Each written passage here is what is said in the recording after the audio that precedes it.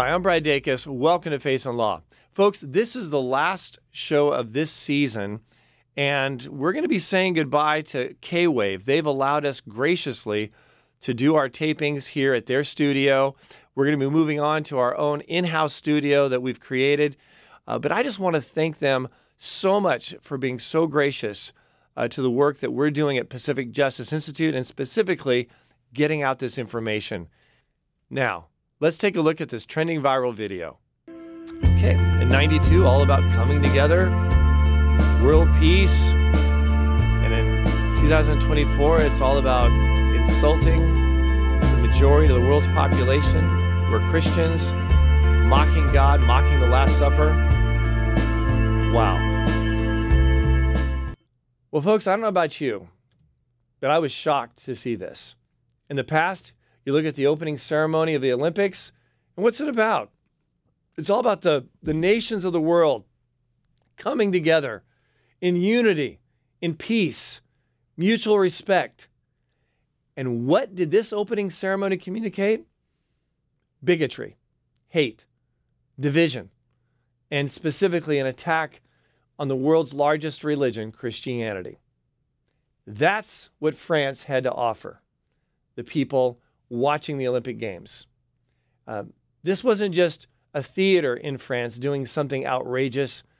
This was the Olympics for 2024, opening up with a theme that was a direct blasphemy against God and an insult to the majority of the world's population professing to be Christians. I don't think this is acceptable. It's not acceptable. In fact, I've made a point basically not to watch the Olympics. I'm that fed up.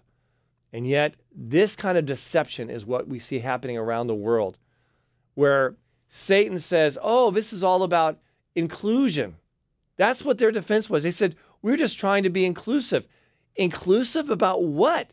Mocking the Last Supper, courtesy of the radical LGBTQ movement, which hates Christians, despises what we believe, and you gave them that kind of platform in the name of inclusion? This was not about inclusion. This was about mockery, insulting, bigotry, hate, blasphemy. And you know what? It deserves nothing less.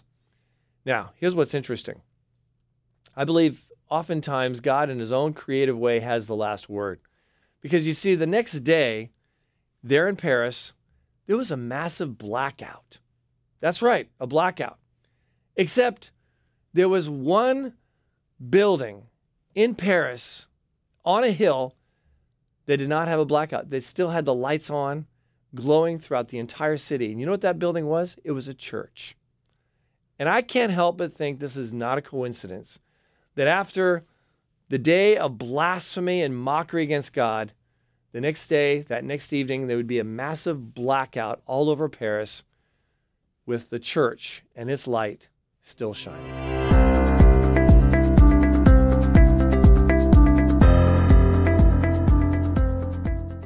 Now, let's take a look at what's happening here in the United States with regards to tyranny against students. To help us do that, I'd like to bring on the program now attorney Emily Mimnaugh. She's one of our attorneys. She's one of our staff attorneys who coordinates litigation with attorneys on behalf of PJI in a number of states. Emily, what's going on in Texas and Michigan right now that is an affront to students, and what are we doing at PJI to defend these students against tyranny? Thanks, Brad. Yes, we are seeing the rights of students and parents really being trampled at the local school board level, where school board members are being targeted and retaliated against just for speaking out about basic privacy, safety, security, and accommodation concerns for students, including transgender students.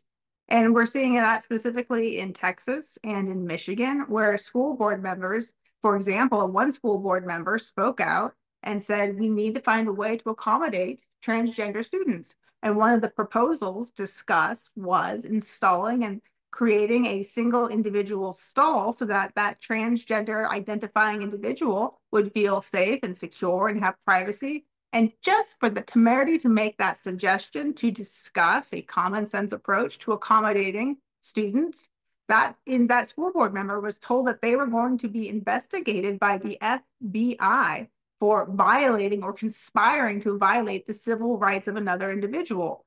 To be honest, I'm not quite sure what civil right is violated when you are considering ways to accommodate a student, but that type of intimidation, that targeted practice, that attempt to chill speech and silence points of view or even discussions that a certain administration doesn't like, that's obviously deeply concerning. And it's not just at the federal level. We're also seeing other acts of retaliation where school board members or school boards will take adverse actions against one individual, maybe who's elected to represent one part of the district, where you have one school board member who is more conservative or Christian who speaks out on behalf of that student population or that demographic. We're seeing that as well. And it is very concerning. And of course, PGI is stepping up, defending those individuals, defending those school board members, and really, defending the entire student body and school district that school board member is elected to represent and to serve faithfully and without intimidation, target, or threat. Emily, these are very important cases, but I don't think they're isolated. I'm really concerned that the Department of Justice, especially if this administration remains in power, they're going to continue this kind of tyranny, this kind of assault on school boards throughout the nation. What do you think are the implications involved here with the Department of Justice, the federal Department of Justice, strong-arming local school boards that are sensitive and reflective of the concerns of parents? Well, I think you hit the nail on the head right there, Brad. If a school district is sensitive and reflective of its population, it might be targeted by the administration. It might be targeted by either a federal investigation or even at the state level, which we see in California. We know, we've seen, we all read the intimidation letter that was sent to a school district by the California State Administration when they didn't like a policy, for example, that required parents to be informed if their student showed up to school suddenly identifying as a different sex or a different gender. If your student shows up at school and says they're experiencing gender dysphoria, of course we want parents involved. Of course they need the proper support at home, with medical professionals and at school. And the idea that you would want a policy of lying to parents, of keeping them out of an important medical situation with their child, it gets contrary to common sense. And yet we are seeing at the state level and the federal level actions being taken to target either individuals or entire school boards if they take sensitive decisions to reflect the concerns of the community that might be at odds with the extreme opinions and the extreme agendas of the administration or the state. And unfortunately, California seems to fall into that extreme agenda category. And we are seeing that unfortunately spread to other states. There are school districts here in Nevada that also have lying to parents as a policy. And PJI is ready to stand up and defend school board members, teachers, parents, and or students who are being harmed by these bad policies. So it really is not just limited to Texas or to Michigan or California. This is a nationwide problem. And of course, fortunately, PGI has offices coast to coast, Hawaii, California, you name it. And we are ready to stand with the school, stand with the teacher, stand with the student, whoever needs defending and protecting so that their freedom of expression, that their beliefs and really common sense values are protected, and we don't see the Constitution trampled by extreme far left radical ideologues who want to push gender ideology and silence sensible conversation and discussion. Okay, Emily, where do we go from here? That's a great question. Well, one of the things that we are seeing starting to take place now, taking shape on the horizon, is the use of administrative agencies to rewrite rules that are supposed to faithfully enact and execute statutes passed, dutifully and lawfully by Congress. For example, Title IX, the Olympics taking place right now. And one of the things that we're seeing, for example, is the Department of Education effectively rewriting Title IX to say that biological men who identify as women must be allowed to use the locker room or the changing space or the bathrooms of biological women. That's obviously not in Title IX. That was not contemplated when Title IX was passed. but you see administrative agencies rewriting the rules that are supposed to faithfully execute and enforce these statutes. So we're seeing that on the horizon. We're already getting ready in various areas to push back, to stop that federal overreach, that unlawful suppression of local sensibilities, as you said, Brad. And again, we're also at the school board level making sure students, parents, teachers, school board members are allowed the opportunity to express their real, sincere, and genuine concerns that really are sensitive and reflective of the communities that they are supposed to serve. So we're seeing it at the administrative level, at the state level, the school board level. And so that's some of the areas in which we are maneuvering. And I should say, you know, part of this is not just staying on defense. It's not just standing up, defending, representing, and winning and securing wins for these school board members, for students, for parents who are unfairly targeted, prosecuted, persecuted. That's the defensive side, and we've got that nailed. But we're also going on the offensive, right? And one of the great things is it's an election year, it's legislative season's getting ready to get going. And so what we also want to be doing is pushing and forwarding policies that are pro-parent, pro-family, pro-student, that respect the privacy and the dignity of all students. And that means accommodating students who are going through gender dysphoria. And it also means respecting the privacy rights of students, not to be forced to change in circumstances and use bathrooms and locker rooms where they don't feel comfortable. And also, of course, to keep parents in the loop. We're never, ever going to allow parents to be lied to by teachers, and teachers don't want to lie to parents. So there are common sense policies that we're going to be promoting and advocating for side by side with students, parents, teachers, and their communities. Well, thank you so much for this important update, and keep up the great work. Clearly, folks, students today, particularly Christian students, have challenges that many of us didn't have to face when we were kids. And to help talk about those challenges to Christian students, I'd like to welcome to the show Hannah Faulkner. She has her own show, The Hannah Faulkner Show. She also is the head of an organization called The Culture of 1776. Welcome to the show, Hannah. Tell me, Hannah, what are the struggles that Christian students are facing today here in America? What's it like to be a Christian student in America today? Yeah, I mean, really just a Christian America. I mean, you look at who is the most persecuted, the most attacked individual in America, and that's Christians. That's Christian families specifically. I mean, Christian families really are the most persecuted, the most attacked, and really that's their goal, is that they can break down us as Christians, that they can break down the Christian family, then they can control society. And so when you understand that, you know that there is an agenda there. But as it pertains to being a Christian, student, now I don't live on a college campus, but I do travel to many different college campuses. I just got back from being in 3 different swing states, Pennsylvania, in Ohio, and then Michigan. And as I was in those states, just talking to college students and students as they're there on these campuses, and they're seeing this face to face, they're up front, seeing the persecution. I have a friend.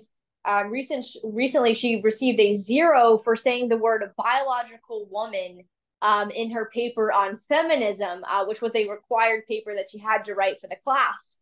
And so we're seeing persecution of all sorts of kinds. I mean, you see the UNC frat boys, they have been persecuted so much just for holding up the American flag amidst the pro-Palestine protest at their college campus. And they've received a lot of persecution. They've received a lot of death threats from that.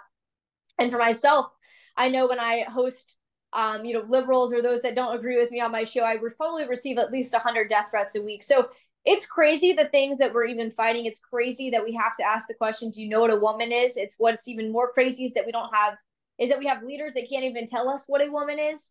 I mean, it's absolutely absurd. Now we have leaders of our country saying that pedophilia is not a crime. It's now an identity. And so we truly are fighting a spiritual battle, a spiritual war between good versus evil, moral versus evil. And so the time for Christians, but especially young people, I mean, Ronald Reagan said, freedom is never more than one generation away from extinction. It cannot be passed down through the bloodstream. It must be fought for, protected, and handed on to the next generation to do the same. And so if we aren't willing to do the bare minimum as students, as Gen Zers, to get out there this election, I can't vote this election as I'll be 17. But I'm encouraging everyone, especially, to get out this election and vote with your biblical values. I mean, that is it, is vote with your biblical values, vote for biblical principles, because what is our country founded upon? We are a country founded upon Judeo-Christian principles and values. And that is what has made America so great, as what has made America so free and amazing, is because we are founded on Judeo-Christian principles and values. So that's my message really to young people as a whole, is get out to the polls, be poll watchers, poll workers, stand up, don't back down, and keep fighting. Hannah, why are you speaking up right now? What's your motivation? Absolutely. Well, first off, I've got a great family. I have based in an amazing home. I've been very blessed with amazing parents that have really just taught me the why behind the what. I think that's the problem with a lot of families today, is parents fail to teach their children the why behind what they believe in and what they're teaching their children. And so I'm grateful, that's why I'm so passionate about the breakdown of the family. That's why I'm so passionate about fighting back against this breakdown of the family. Because again, what is the one thing that these globalists fear? And that is strong, godly, structured families. Why? Because they cannot control them. And the fastest way to break down a society is to break down the building block of that society. That's the family. And so I want to say it starts all in the home. It starts with the parents. I mean, parents all of the time come to me, they say, Hannah, how can we get your generation involved? How can we reach your generation? How can I get my kids to want to get involved? I say, well, listen, if you aren't even willing to get out to these events, if you aren't even willing to get out to this election and vote, if you aren't willing to show your kids that you care about the truth, then how can you expect them to care about the truth? So it starts with the parents. It starts in the home. But ultimately, I mean, truth applies to everyone. Objective truth, the truths that we're seeing, it applies to everyone, regardless of your age, the ethnicity, the color of your skin, where you come from. It applies to everyone. And when I understand that these issues that we're fighting don't apply to just one generation, they don't apply to just one age group or one ethnicity or color, they apply to everyone. And they are becoming global issues that we're seeing. And when you understand that we are one generation away from losing our freedoms, that's what motivates me to fight. That's what motivates me. And really, I mean, what I remember being 9 years old and seeing what happened, in our country. We were in a bad place when I was about 9. That was when Trump got elected. But we are in such a bad place where we have grown men dancing provocatively in front of children. And we have, in just 8 years, and just within the past 5 years between COVID and now, our country has gotten so much further down. I mean, even worse than Sodom and Gomorrah. I mean, Sodom and Gomorrah, you did not have grown men dancing provocatively in front of children. There was not this rise in pedophilia. I mean, we are worse than Sodom and Gomorrah right now in America and really globally. And so when you understand that, we're about to lose our country on the fingertip, our country is on our fingertips. When you understand that, it motivates me to speak. And I do want to say this. A lot of people come to me, I'm sure they come to you, they come to your organization and they say, you know what? I love what you guys are doing, but it's just not for me.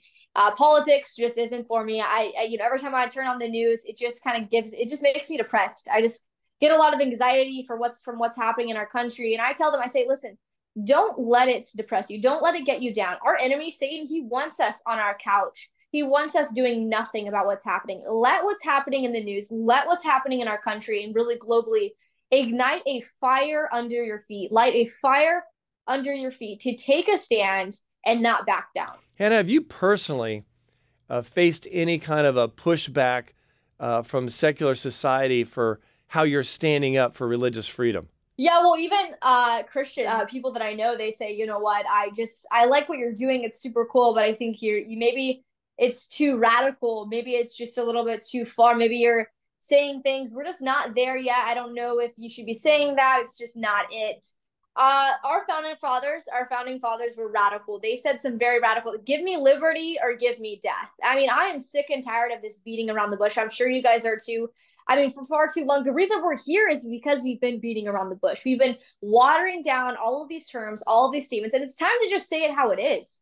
And so the criticism, the pushback that I've received is not just from the other side. I mean, it's from our own side. I'm sure you guys have received that also. I remember when I was 15, I hosted the first Teens Against Gender Mutilation rally. We had about 600 attendees come out, 200 protesters. It was absolutely absurd. We had to have about 30 police officers there just to maintain peace because it was insane. You couldn't even hear yourself think. The drums, the sirens that they brought, the whistles, everything, it was insane. Total spiritual warfare. But the most discouraging aspect about this as a 15-year-old was the lack of church engagement with this rally. What was this rally about? It was just saying enough of mutilating my generation, enough of stripping my generation of their innocence and their dignity. We had Chloe Cole. I'm sure you're familiar with her. She's now 20 years old. She's a detransitioner. She, at 15 years old, had both of her healthy breasts removed. She was put on Lupron. She was put on testosterone and puberty blockers at age 13. And she's right now worried if she'll never be able to have children, as many detransitioners are today, because of the medical industry stripping her of that and lying to her and sending her down this path of destruction. So that's what this rally was about. It was literally just on protecting children's innocence and protecting human dignity. So Hannah, have you experienced any kind of criticism or pushback because of your standing up against the secular agenda? I've always said certain things that I will say you're not safe on either side. Whether you're against it or you're for it, you're not safe. Like, you're going to always be threatened by something. But the important thing is what you're standing on. Are you standing on evil, or are you standing on what's right? Are you standing on truth or a lie? And so, I mean, even if you look at communist countries, many of the people that tried to, even in under Maoism, many of the school teachers that were trying to stand with Mao Zedong, they lost their lives because it didn't matter. They don't care anything about you. They may claim all these things that they care about you. They do not care about you. And so what matters the most, especially as Christians, is I imagine this, that we're all going to get there on Judgment Day. We're all going to face the King of Kings, the Lord of Lords. And he's going to ask us, what did you do when it was your turn? What did you do when it was your turn to take a stand? Did you cower down when you were afraid to be called a few names? Because yes, we're all going to be called names. Again, regardless of the side we're on, we're always going to be called names. We're always going to be looked down upon, or maybe we're going to miss out on a couple activities or whatever maybe. But what is most important is what at the end, eternally is what matters. And when we come to when we face the King of Kings, and he asks us, what did you do when it was your turn? Did you bow down and say, you know what, I don't care about politics and religion? Or do you say, you know what, I didn't care, I lost my job, or I wasn't able to play on a football team? Well, regardless, I stood for the truth. I stood for what is right, because I understood that I was going to be saving thousands upon thousands of lives because I was standing on the truth. And ultimately, I'm fighting for the kingdom of God. And so, I mean, that's it. But then you think about the contrast between, even the men that stormed the beaches of Normandy, the men that lied about their age, knowing they were about to lose their life, but they loved the truth. They understood that what it was going to take to fight for freedom. When you think about that, I really think that that's what's empowering. You're like, you know what? A few name calling, a few name words that they're throwing at me, who cares? I'm going to stand for the truth, and I'm not going to back down. I would say that's my message ultimately. I mean, John Adams says, always stand on principle, even if you stand alone. So even if you're the only person in the room standing on some of the most basic of truths, that there are only two genders, you can't change your sex, abortion is murder, stand on that truth and don't back down. Hannah, thank you so much for joining us, and keep up the great work. Folks, you may know of a student out there who wants to make a difference, but they don't know what their rights are. Maybe even a parent or a youth minister, perhaps a teacher that has their head on straight and wants to be truly respectful of parents in their community and in their schools. What do you do? Well, we've got a great resource for all of these people, particularly students, and it's a book called Reclaim Your School. You can download it for free on our website, pji.org. And while you're there, you'll find some other great free resources, as well as signing up to get our free Legal Insider. Folks, it's a great update on the many cases we're handling across the country. We right now have over 250 cases in active litigation, coast to coast. You can keep updated on these cases. It's very easy. Just sign up to get our free Legal Insider. And while you're there, you might want to take a look at that book, Reclaim Your School. It's very empowering, and it's also without charge.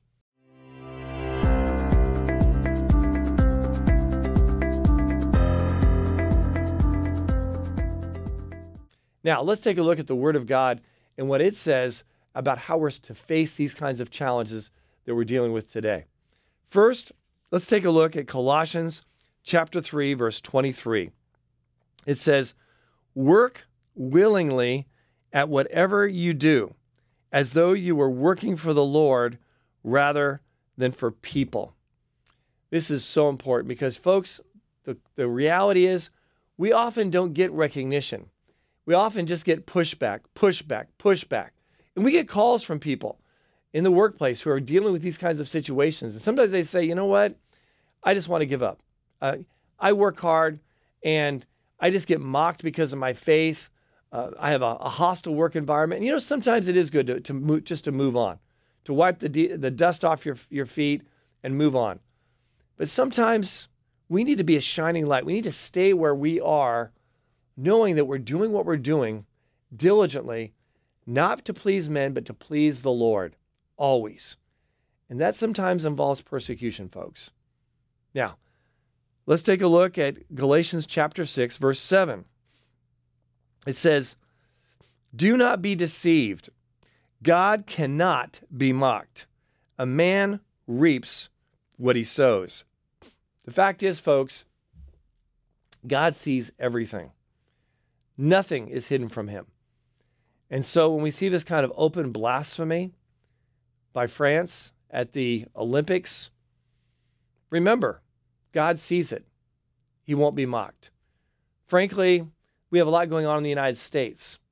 We have these radical LGBTQ parades in San Francisco and other places, openly mocking the institution of the family, mocking what God created, mocking Christians and people of faith.